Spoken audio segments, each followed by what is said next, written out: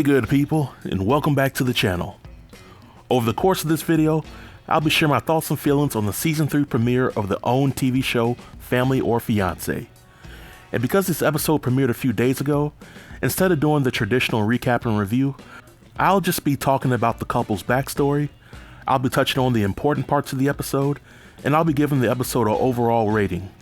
But before we get into things, if you're brand new to the channel, if you like reviews of reality TV shows that are straight to the point with a little bit of comedy, and if you want to support my platform, then feel free to hit that subscribe button. I'm currently less than 20 subs away from reaching 1,000, and I value any kind of support that comes my way. So without any further delay, let's jump into this review. Season 3 Episode 1 shines a spotlight on Shanika and Justin. This couple has been together for 2 years and engaged for 1, and their reason for coming on the show was to get their families on the same page before their wedding day. Now, my first impression when seeing Shanika and Justin was that Shanika is definitely an extreme extrovert, while Justin seems to be an extreme introvert, to the point where he may come off as timid. But after the host Tracy McMillan greets them, we learn that Shanika and Justin are really there to resolve the issues that Shanika's side of the family has with her.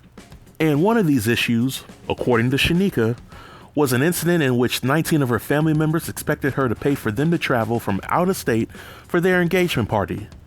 Now, before I go any further, I just gotta say that hearing this information alone without any context sounds sketchy as hell. But for this episode, Justin invites his mother, sister, and best man to come, and Shanika invites her mother, aunt, and brother to come. And to sum up their concerns, Justin's people are concerned with the issues of communication that Justin and Shanika have, while Shanika's people are concerned because Shanika has a history of not being truthful, and they feel that Justin needs to know what he's getting himself into. Now, as the saying goes, there are two sides to every story. When Shanika's family members were allowed to talk about the accusations that they expected her to pay for them to travel to the engagement party, they revealed that Shanika is on the record telling them that she would pay for them, then changing her mind at the last minute. And if that were true, then I would be pissed if I were in her family as well, because it's all about the principle of things.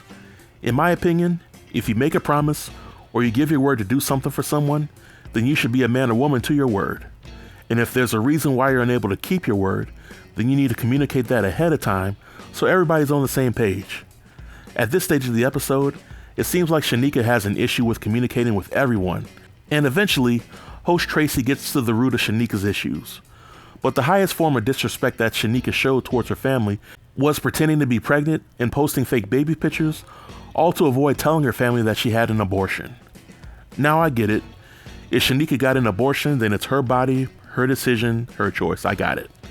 But from a moral standpoint, Shanika really went out of her way to deceive and hurt her own family, just because she didn't want to tell them the truth. And after Shanika knew that her actions hurt her family, she doubled down on what she did, showed little remorse, and made no efforts to make things right. The kicker is that this isn't the first time Shanika's been deceptive. According to her brother, Shanika has a history of catfishing people, which in my opinion speaks to a much bigger problem. But the tension in this episode reaches a boiling point when we see Shanika's brother blowing up at Shanika and getting angry with everybody else for not having the guts to call Shanika out on her lies. And the entire time I'm watching this unfold, I see Justin's mother just sitting back and processing everything that's going on, kind of like Claire Huxtable from The Cosby Show we used to do. And I also see Justin just sitting by and allowing another man to yell at his fiancé like that.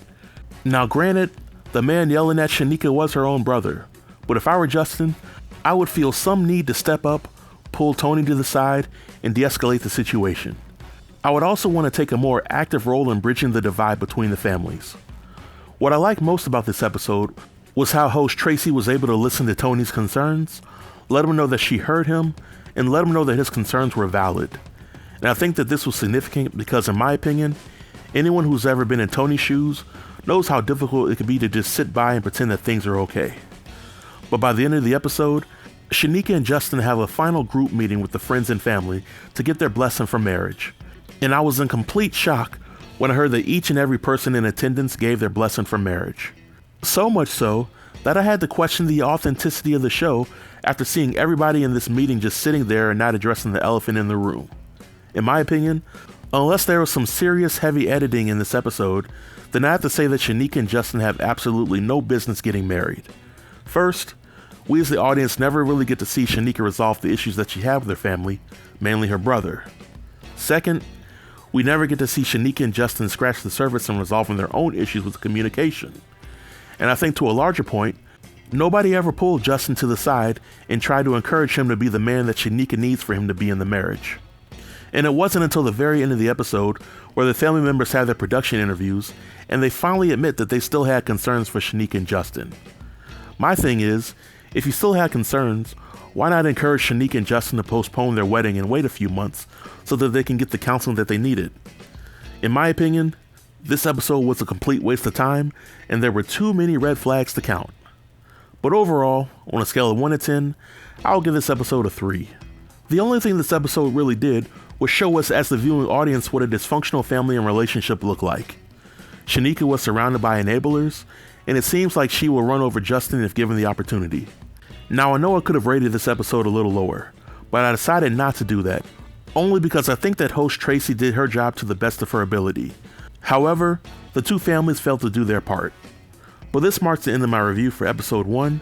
If you have any questions or concerns about my review or the episode, feel free to leave them in the comment section below, and I'll reply to each and every comment. Also, I honor the request to review this episode, but if enough people leave enough comments to this video or subscribe to my channel because they like the review, then I'll definitely add this show as my 4th show on my review lineup. So until next time, stay tuned and stay safe. Peace.